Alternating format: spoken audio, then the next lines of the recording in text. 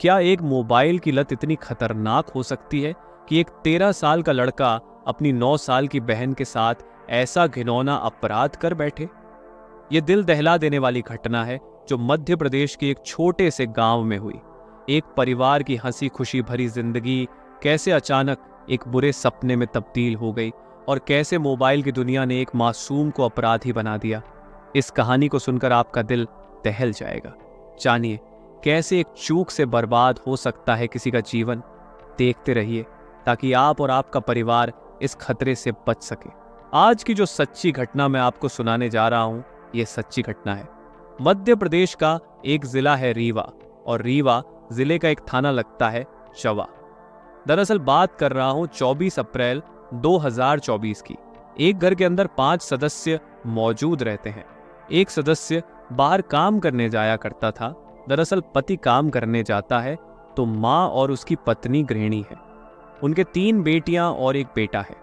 24 अप्रैल 2024 की सुबह लगभग 7 बजे का वाकया है, जब परिवार के सभी सदस्य अपने अपने बिस्तर से उठते हैं। तभी जो 9 साल की सबसे छोटी लड़की है वह घर के आंगन में मृत अवस्था में पाई जाती है। उसे मरा हुआ देखने के बाद परिवार के लोगों की चीखें निकल जाती हैं। सभी परेशान हो जाते हैं कि आखिरकार इसके साथ हुआ क्या है। तभी आसपास के लोगों तक रोने और चीखने चिल्लाने की आवाजें पहुंच जाती हैं। जब आसपास के लोग घर पर आते हैं तो उन्हीं में से किसी ने पुलिस को फोन कर दिया। अब जवा पुलिस के पास जब सूचना पहुंचती है तो पुलिस मौके पर पहुंचती है। परिवार के सदस्यों से पूछा जाता है कि आखिरकार क्या हुआ, तो कोई बता रहा था कि इसे किसी कीड़े ने काट लिया है जिससे इसकी मौत हो गई, तो कोई और अलग अलग कारण बता रहा था। इसलिए पुलिस ने किसी बात का रिस्क लेने से बेहतर समझा कि इस लड़की के शव को पोस्टमार्टम के लिए भेजा जाए। जब पोस्टमार्टम की रिपोर्ट आती है तो उसे सुनकर हर कोई हैरान हो जाता है और सोचने पर मजबूर हो जाता है। दरअसल लड़की के साथ पहले तो बलात्कार किया गया था और बलात्कार करने के बाद उसका गला घोंटकर उसकी हत्या कर दी जाती है। अब घर के अंदर फिलहाल 3 सदस्य मौजूद होते हैं, बल्कि 4 सदस्य मौजूद होते हैं। माँ, 2 बहनें, एक बेटा बेटे की उम्र लगभग 13 साल के आसपास होती है और बहनों की उम्र किसी 17 साल तो एक दूसरी की 18 साल होती है। पिता घर से बाहर कमाने के लिए गया हुआ था। अब घर के सदस्यों से पूछा जाता है कि इस लड़की के साथ बलात्कार किसने किया है, कैसी घटना हुई है, तो घर वालों ने एक ही जवाब दिया। उन्होंने कहा कि इसको शायद किसी ने सांप ने या किसी कीड़े ने काट लिया था। हमें तो ऐसा ही एहसास हो रहा था, लेकिन इस घर के अंदर कोई आया है सदस्य, हमें इस बात की बिल्कुल भी कोई भनक ही नहीं है। जब पुलिस वालों ने जब ये बातचीत करने की कोशिश की तो एसपी विवेक सिंह को यह बात कुछ अटपटी लग जाती है और इस मामले की वो जांच बैठा देते हैं। ऐसा एसआईटी के माध्यम से इस मामले की जांच कराई जाती है और सोशल मीडिया के माध्यम से ये खबर बहुत तेजी के साथ पूरे प्रदेश में वायरल होने लगती है और लोगों तक ये खबर पहुंचती है कि घर में एक 9 साल की बच्ची का बलात्कार होता है और घर में 3 सदस्य मौजूद होते हैं और उन 3 के 4 सदस्य मौजूद होते हैं। उन चारों सदस्यों को पता ही नहीं चल पाता।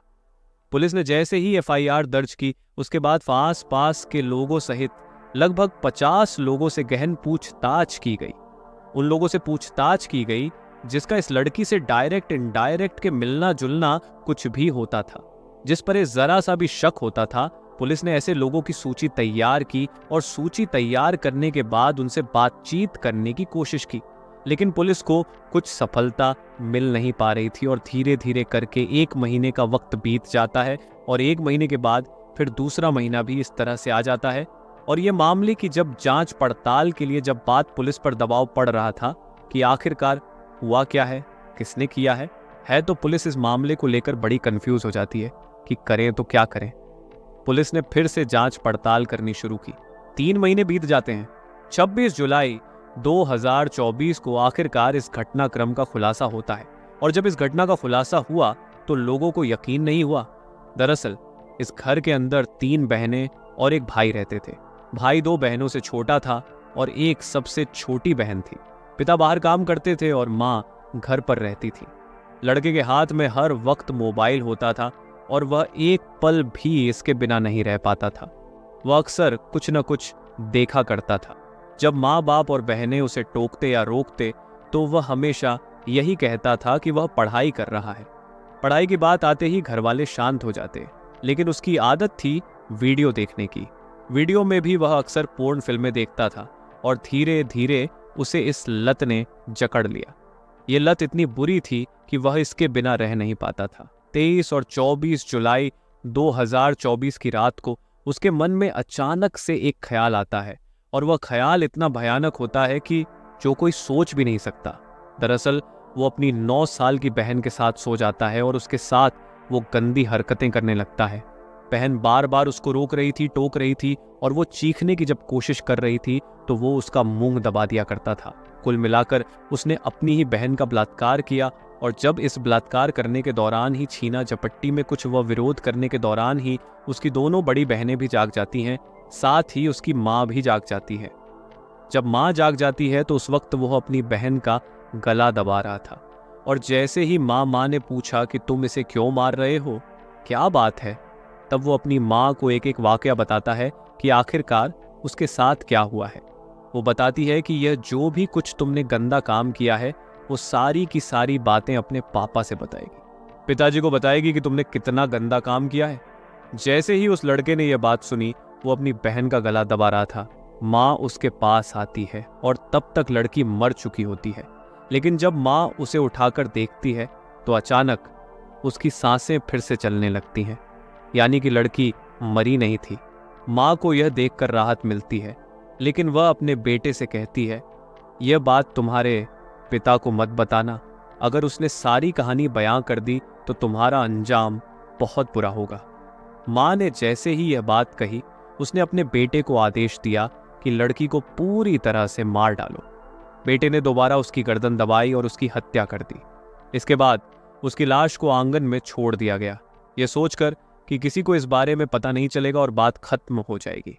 उन्होंने एक योजना बनाई जिसमें दोनों बहनें भी शामिल हो गईं, और माँ तो पहले से ही इसमें थी।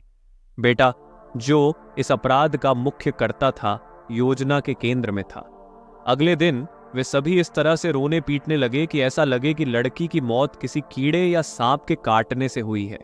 लेकिन पड़ोस में एक व्यक्ति ने पुलिस को 112 नंबर पर फोन कर दिया। पुलिस तुरंत मौके पर पहुंची और फिर सारा मामला खुलने लगा। मौके पर पहुंचने के बाद पुलिस ने लाश को कब्जे में लिया और पोस्टमार्टम कराया। घर वालों ने यह कहानी गढ़ी थी कि लड़की की मौत किसी कीड़े के काटने से हुई है, लेकिन पोस्टमार्टम रिपोर्ट में खुलासा हुआ कि लड़की के साथ बलात्कार हुआ था और उसके बाद उसका गला दबाकर हत्या की गई थी। इसके बाद पुलिस 3 महीने तक इस मामले की गहन जांच पड़ताल में लगी रही। आखिरकार 26 जुलाई 2024 को जब इस घटनाक्रम का खुलासा हुआ तो लोगों को यकीन ही नहीं हो रहा था कि 13 साल का एक भाई अपनी ही बहन के साथ इतना घिनौना और गंदा कृत्य कैसे कर सकता है। पुलिस ने इस मामले में सभी आरोपियों को गिरफ्तार कर लिया, उस लड़के को, उसकी दोनों बहनों को और उसकी मां को भी।